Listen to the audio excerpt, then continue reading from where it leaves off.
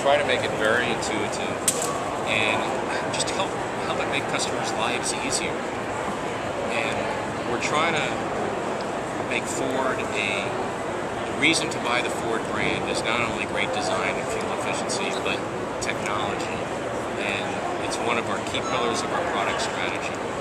And it's important for all of our customers, but in particular, younger customers, technology is it's ingrained in them. They learn it from the first day they're out of the womb. It's second nature to them. So, you know, we're planning for today, but we're hopefully building a clientele for the future as well. I'm surprised by how much it's changed in 10 years. I have a 10-year-old Ford Windstar, and seeing the new cars now, it's amazing how far it's come in terms of technology. Well, you know, 10 years ago,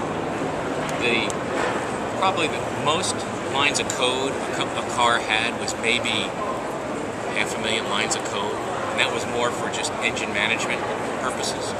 Fast forward to today, I mean, you know, our cars like the Fusion you see here probably has 8 to 10 million lines of code in it. So this whole thing about being a car and truck company and a technology company has been a real interesting journey for us, because we've been in business for over 108 years, so we know how to design and develop from a mechanical standpoint a vehicle. As we look at adding more technology, like for example, My Ford Touch and Sync and things of that nature, we've had to learn new protocols on how we design and develop and then test the vehicle, because in many cases we're also a software integrator in terms of the air conditioning system and how that interfaces with the infotainment system, etc. So it's been a real learning process, and working with a lot of the technology companies and software companies in particular has been a great learning process for us, because the clock speed of how a car company traditionally works is very different from the clock speed on a software company. So we've learned a lot on how to mesh those things up. You know, an example is, you know, we come out with a freshening of a vehicle 3 years after it comes out.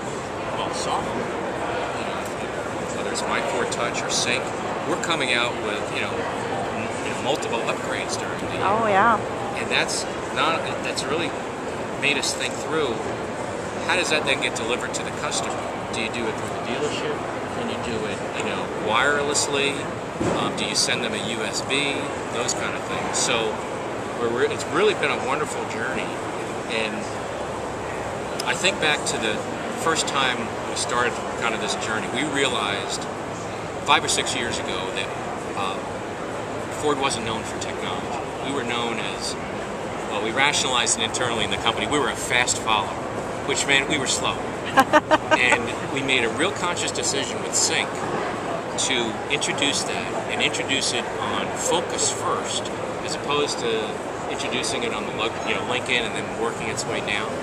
And I remember when we first went to CES in 2006, and I had the opportunity to, you know how Gates always gives the kickoff, we used to give the kickoff keynote. I got a chance to get up there with him for a couple of minutes and talk about, we were introducing Sync.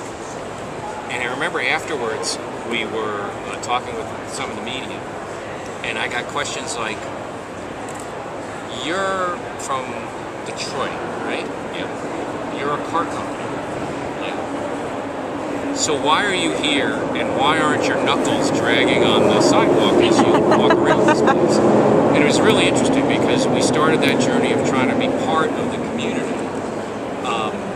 and make partnerships, but just kind of be part of the community. And fast forward, you know, 5 years later, Alan, our CEO, has given the keynote a couple of times. I think we have great partners there. We become much more of a company of the not invented here syndrome, to bring us your best ideas. And, you know, we announced a couple of days ago, we're actually now going to have an office in Silicon Valley. And somebody asked me a question this morning. They said, well, are you making a big statement by doing that? And I said, you know, it's not about, you know, gee, look at us, we're sending some people to Silicon Valley. I mean, we started this journey 4 or 5 years ago, and this is just another step in making sure that we are part of the community, and we use that as a hub where the various companies know where to come and bring ideas to us and speak in their language. I have a question about. So it's very interesting. You talk about new